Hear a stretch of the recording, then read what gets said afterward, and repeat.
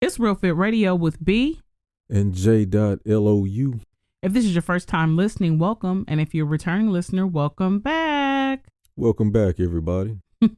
So what's going on with you, Lou? How you feeling today? I'm feeling pretty good. I cannot complain. This week was a lot more smoother than the last week. Obviously, if you guys heard the last one, I was on this little rant about when you are in these stupors and everybody has them, you have to recalibrate the brain and go back to this nirvana that I was looking for. And I'm back, so pretty good. Can't complain. What about yourself? I'm on 10. I'm ready to get it. I'm ready to jump right into several topics that we have today. Today's a deep dive, by the way. So, we'll kind of be jumping around on some hot topics for us. Maybe they're hot topics for you as well, but I'm ready. Well, let's get it going.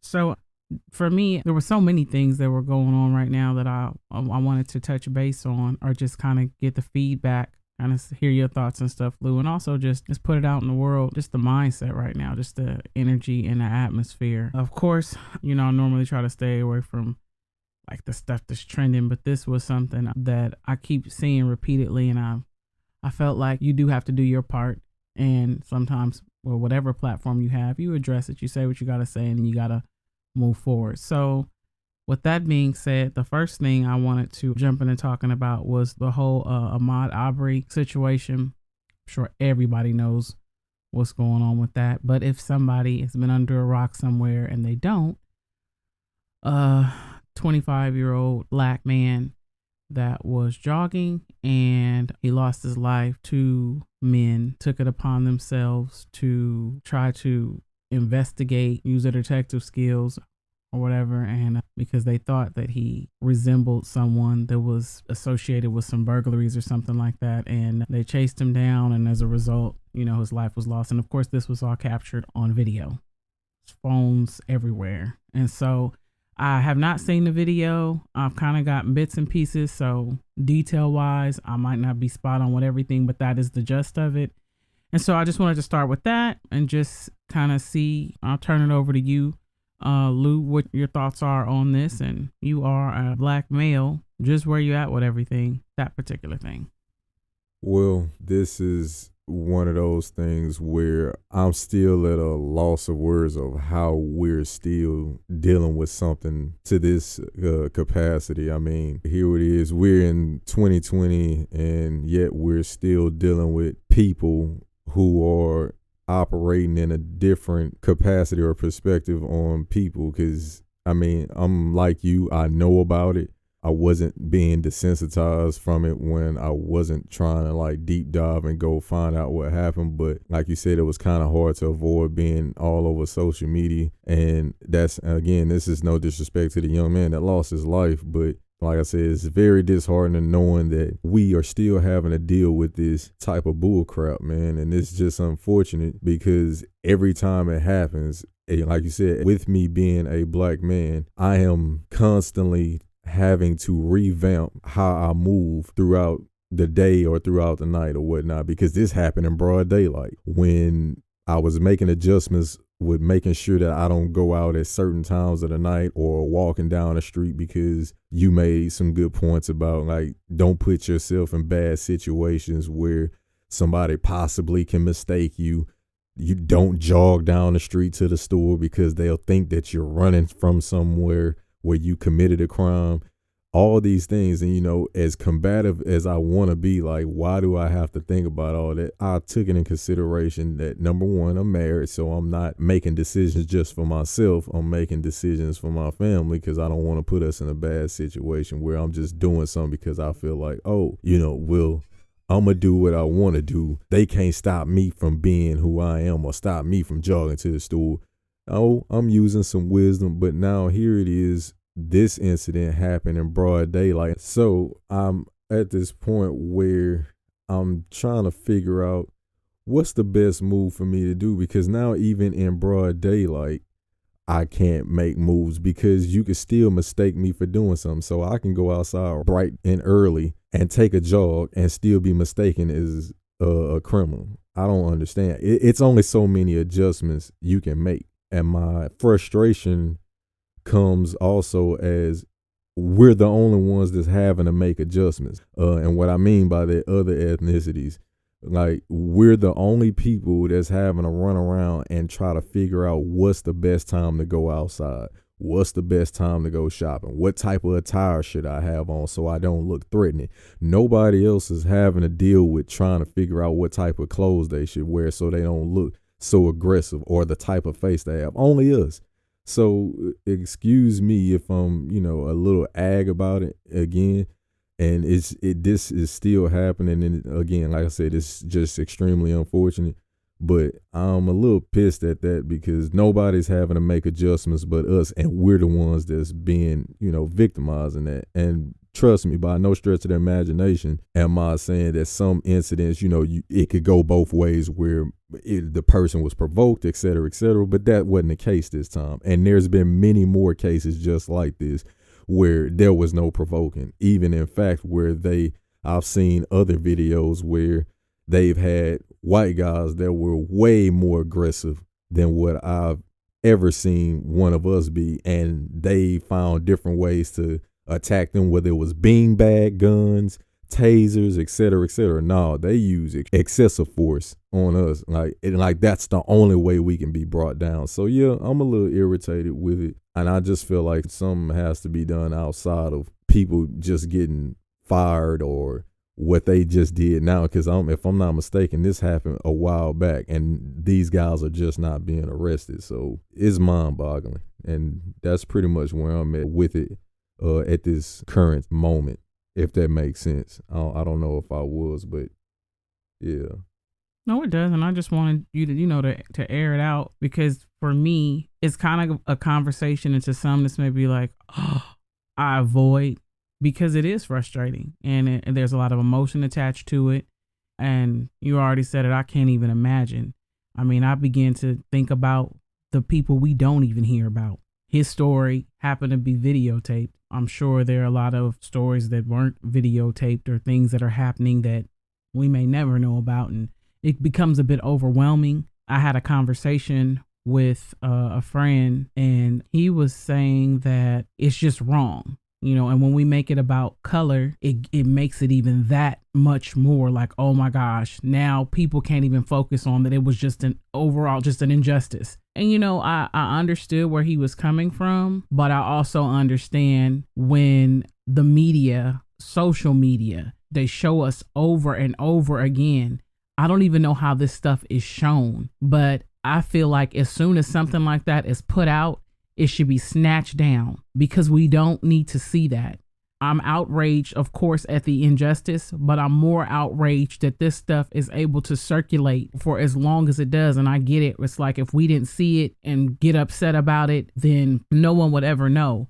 But it also instills a fear and an unaddressed level of stress that it causes. We're not promised tomorrow, but you're thinking, my son or my husband is leaving. Will they make it back? And not just them. I mean, Sandra Bland. It's just, they show us this stuff over and over. And I'm a thinker. And it's just like, why does this stuff keep being shown over and over? And for some, it may be like, we need to see it because we'll never forget. But once we've seen it, we have an understanding of what's going on. That other feeling that kicks in when it's like, this happened again, in some way creates a rage. It's so unsettling. So I'm kind of just, I'm at a loss of words for how I don't even have a word to describe how I feel, because I'm just tired's not even a word. It's just like, oh, this again.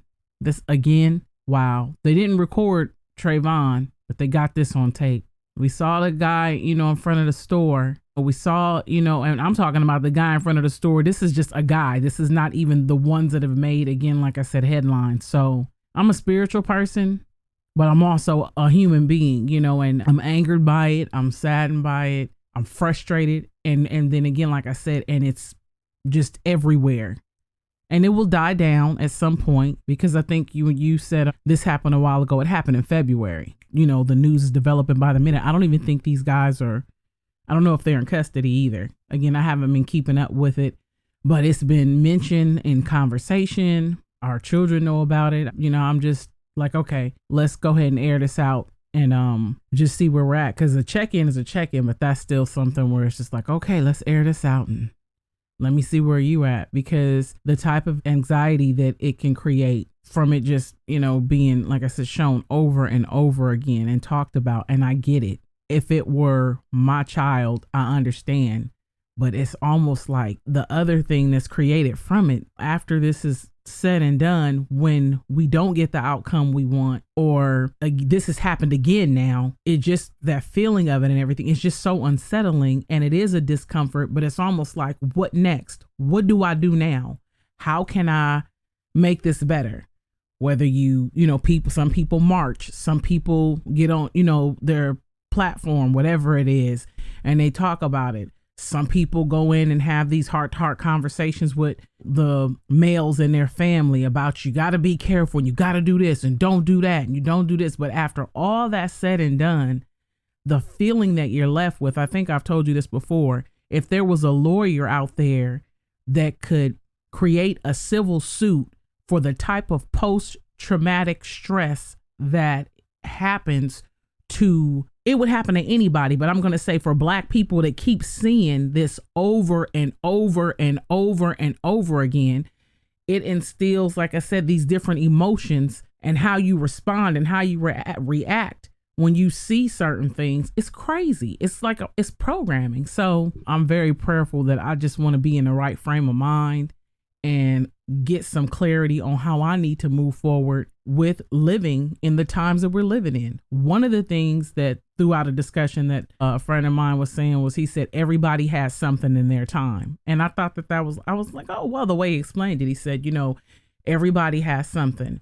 If you're a woman, you know, you may not be able to, you know, be out late traveling by yourself, or you don't want to wear this or wear that. Even for, you know, some white people, Caucasians, you may not want to get caught on this side of town, this area, or doing this. It's like, you don't want to do that. So everybody's got something going on in their time. And I was in agreement with that. I want to have a better understanding of how I can not just move, but how I can function better in this time. Because again, this is not something new. This is something that has repeatedly happened. And now I need to figure out, how do I move forward in this and have not even so much peace of mind, because I don't want to say that and it's like it's overlooked, but we have to try to have some sort of peace in this, because again, the feeling alone that it creates is overwhelming. And the response that you can get from people when you keep showing them police officers doing this type of stuff, or whether you're retired or you're not, or a certain race responding to another race a certain way, that just spews hate and everything. And you cannot expect anything less, if you are not trying to deal with this in some kind of way, than negative energy, negative situations to arise when a police officer pulls a person over, and they automatically, all they can kind of think about in their head is everything they've seen. So their disposition is already defensive. You know, they're aggravated, and it's just negativity emitting from them just through that interaction, because it's like, I'm expecting something negative to happen when I deal with this ethnicity. No matter how many other interactions I may have had with other people that were of this ethnicity that didn't even act this way, I know what I'm seeing in a majority that they show me over and over and over again.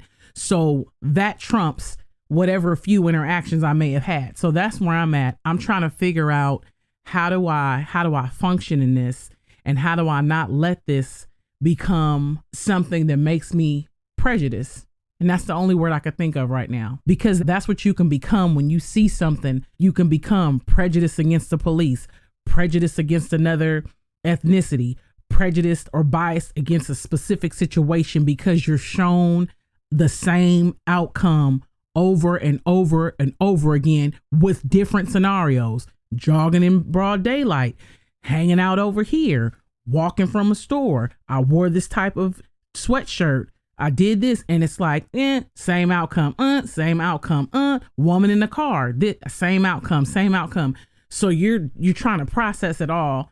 And I just think that's where I'm at with it. I myself, and I would hope that others are trying to figure out, how do you move in this time when something is repeatedly happening? So I'm still trying to like figure that out. And that's where I'm at. And again, my thoughts, my condolences and prayers go out to the family. But, that's my air out on that specific topic. Yeah, no, I understand exactly where you're coming from, and I won't add too much more to it, but except for the part when you were saying, how do you deal with it in this time, or how do you keep yourself, and these are my words, sane in these times when these things are happening? The best way I'm trying to do that is, number one, is trying to not be reprogrammed by these incidents, because it's almost like what you said. I feel like you're trying to program us to already be aggravated and mad in these situations or whatnot. It's like a trigger point, and I don't want that happening for myself. So it's only so much you can do. I mean, in that regard of trying to protect your sanity and for your thoughts and how you think and feel about people, occupations via cops and things of that nature. Like, you just got to find a way to, number one, stay prayerful, in my opinion, and then number two, just do the best you can with not allowing social media to reprogram your mind to where you creating this hate or this prejudice, because I almost feel like that's what the end game is when you're doing it that way. Because it's like what you just said was a valid point when you say, how else would we feel when you just gave us 40 different scenarios and all the end games was the same result? So with that being said, no matter what I do, I'm in a wrong. That's going to cause a lot of frustration and anger. So I think ultimately, like I said, you just got to stay prayerful and protect your mindset, use some wisdom. And I don't want to say necessarily stay away from looking at social media too much, because then that almost sounds to most people that you're turning a blind eye to it, and that's not necessarily true. But shit, you look at it enough, it'll drive you crazy just as much as you saying, I'm not going to notice it. So I think it's a balance that's needed. And then, like I said, kind of go from there. I would say we need to communicate and talk and all that stuff, but shit, that don't seem like it's working either at this moment. But we'll figure something out. I know we will. But just keep your sanity, man, and don't get too caught up on it to where it drives you to be angry at people that don't even have intentions on doing the things that we've seen, because that's what it creates when you're seeing the same thing over and over again. It's like programming a child in a sense. And I think, just to wrap it up with that particular topic, you said prayer and wisdom. I'm really big on having some takeaway from anything. And I think those are two great things. But one of the other things I wanted to say, when you said with social media or just the overconsumption of anything, can become overwhelming. It can be toxic at some point. Be honest with how you're feeling, not only with yourself, with those around you. It's okay to tell somebody, I know that's what's going on. And I've talked about it, and I'm just overwhelmed with everything, and I really don't have anything else to lend to it right now. That's not a bad thing. Be honest. I have prepared myself, and I've shared this with my family, but maybe this will be helpful to someone else. If I'm ever pulled over, I'm gonna be honest. I need to let any officer know that pulls me over that there's automatically a fear that happens, no matter how calm I am, no matter if my tags are not expired, everything is there. I am in my mind like, all right, God, please let this interaction be peaceful and we both leave the way we came, alive and well. But as far as an officer coming up to my window, I am going to be very honest with me also why I was stopped, but also if I'm asked for this, I'm giving them that. But it's just like, how are you today? You know what? With everything going on, it's always a fear when I come in contact, with you guys. I do have that in the back of my mind. So I'm just hoping that this is a positive interaction. You're doing your job. I'm adhering to what you're asking me, and so on and so forth. I'm not here to be combative. I tell my son and my husband, you can be as combative as you want, but that's like me arguing with a lion or a bear. And I say that meaning, one, the law or the position that they hold, because I've had conversations like, I know my rights. I get it. But let's just look at this on the board. I need you to get home. And that's where I'm at with it. And I understand that don't even have nothing to do with it at this point. And that's why I'm frustrated, because this was a retired officer. You not even a police officer anymore. So that's out the window, which goes back to what I was saying earlier, these scenarios that keep popping up. So just be honest about how you're feeling, whether it's to family, friends. You need a break from the topic altogether, because there are emotions that are stirring in you that you may not even know. You don't even know why you feeling like this when you see a person in a store that's done nothing to you, but because they're associated with a certain ethnicity, you feeling some type of way. It's because of what you're hearing over and over again. So prayer, wisdom, and be honest about where you at. And that's what anybody, police, judges, whatever. That's not by being out of order. That's, can I be honest with you? And I start that because that's my truth. Can I be honest with you? I don't know why you pulled me over. Can I be honest with you? I'm afraid. Can I be honest with you?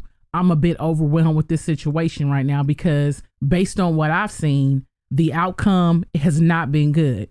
Can I be honest with you? I don't feel like this is fair, and I'm, whatever it is. And I could just keep going down the rabbit hole with this, because this is something that's, again, it's an emotional topic for me the more I talk about it. But I did want us to dive into that, to start with that topic. And that's it right there. But yeah.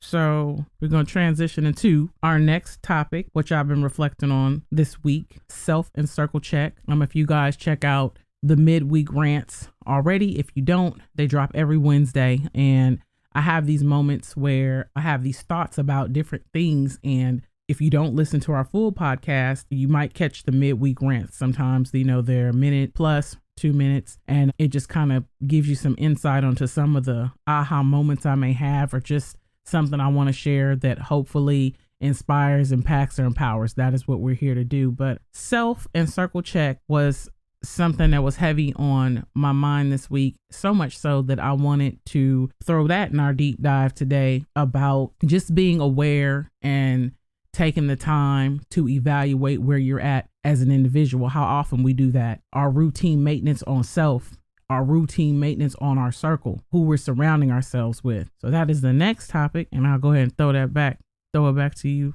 Lou, and hear your thoughts on it with the self and circle check. So self-check, circle check. Mm-hmm.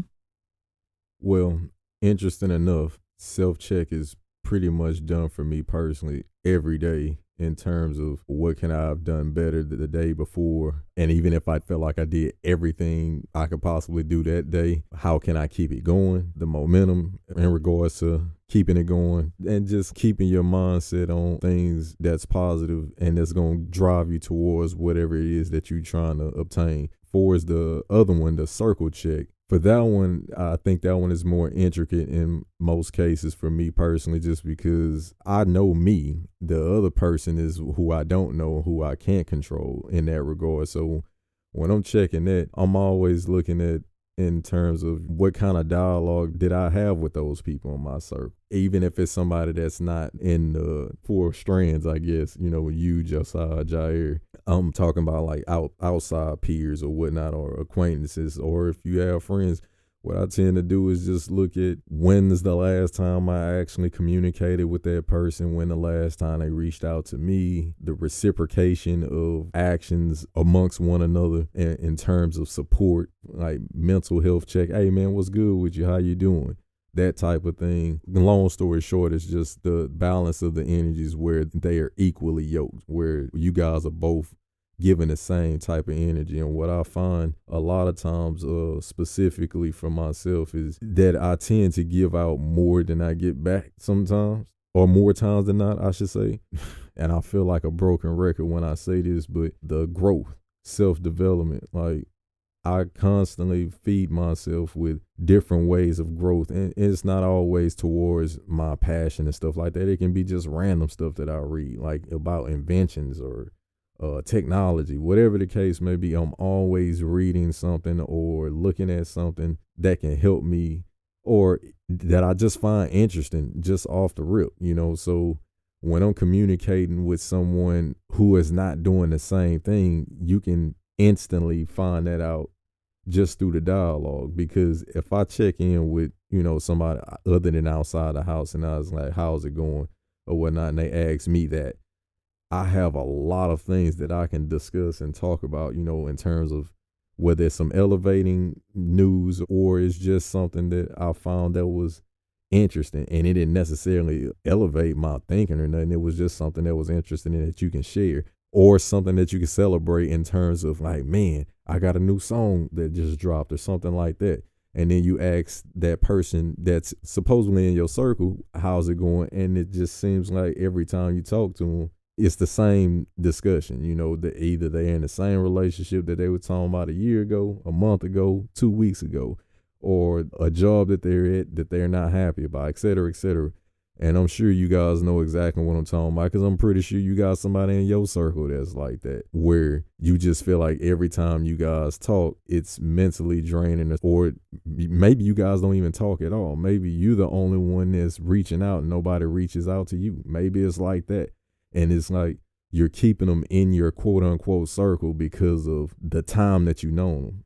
And I think that's one of the biggest mistakes we make as individuals, is keeping people that's in your circle that really don't necessarily need to be there anymore, especially when you're not even communicating and you're just keeping them there based off what was. I'm not big on the what have you done for me lately statement, but I guess it's kind of prevalent here. Because I think sometimes, like I said, we keep people in there. And here's the thing. Just because you didn't have a fallout or a huge disagreement that caused y'all to fight don't mean you didn't grow apart, if that makes sense. You don't need that sometimes. Sometimes I've had situations in high school and college and stuff where I didn't talk to people and we wasn't even mad at each other. It's just maybe your path of what you wanted was different than mine, and then it was just this unspoken thing that happened, and it wasn't a blowout. It was just like you grew your way, I grew my way, and we just parted ways. It's nothing wrong with that. I think it's a touchy situation when you're talking about these circles and stuff, because I don't know, for whatever reason, we feel like we gonna offend somebody or make somebody mad, because it's like if you talk to them like, well, I ain't heard from you, what's this, that, and the other, and you tell them the truth, you feel like it's going to be an issue. And even if it is an issue, you just being honest with it. There's nothing wrong with telling somebody, hey, man, I just feel like, I was going in a different direction. You was doing yours. It doesn't make it right or wrong, but, it just kind of went by the wayside. And it's no problem, man. I still wish you well, et cetera, et cetera. But under no circumstances do you have to keep people there that's not beneficial to you. You're not beneficial to them, and you guys are not growing together. And that's, like I said, that's a big thing, even in relationships for as marriage, boyfriend, girlfriend, or friend on friend. I believe when one person is growing themselves, whatever that is to you guys out there, when you're growing yourself or the other person is growing their self and you're staying stagnant, it's inevitable that it's going to be some discord there. You guys are not going to be as tight as you once were if you're not both growing simultaneously. So when I think about the circle check, that's what I think about. Have people checked on me the same way I've checked on them? Have I supported them? Have they supported me? Do we give to each other in the same capacity? And I don't mean exactly the same way, but you know what I mean when I say give. Equal. You know what you're capable of giving. You know what you would want somebody to give to you. That's what I mean. And if you're not getting that, then it's okay to demote friends to acquaintances. Then it's okay to demote them again to just somebody you knew, if it continues to go that way. So that's my thoughts on that.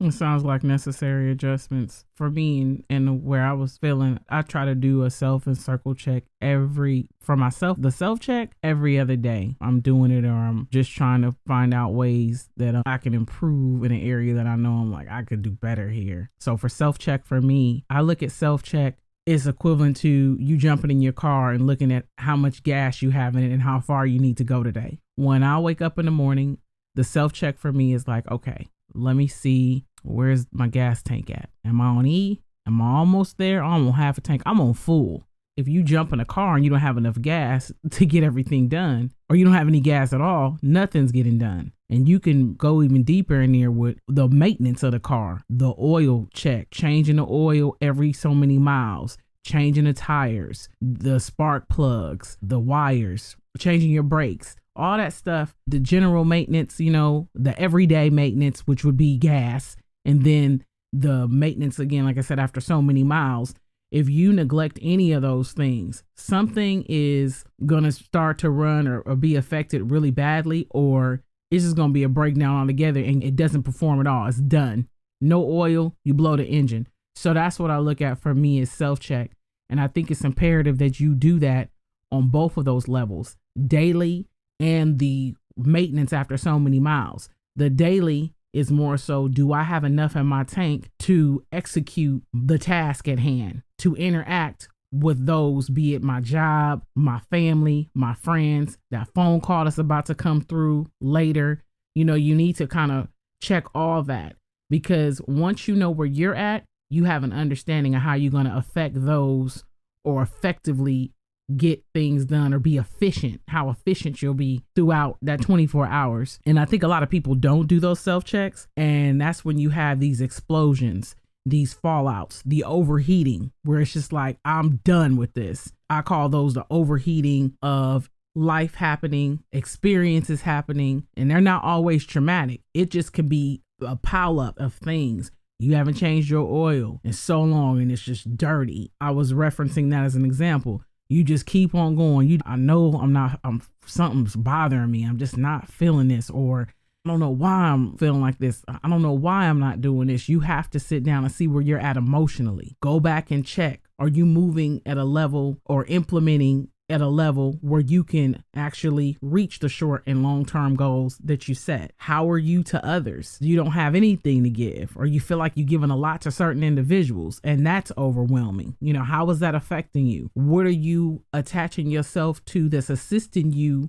refuel? Because sometimes you need more gas, but you're not putting yourself in a position to get it. You just putting out. So you got to go to the gas station to get gas. Where are you going to get refueled? Whether it's spiritual, whether you're, reading, whether it's motivational quotes, whether it's surrounding yourself with other people and you guys fuel each other, whether you have therapy sessions, whatever it is, you need to figure out where you go and get refueled so that I was half a tank, quarter a tank. Now I'm back on, full, or I'm back at half a tank.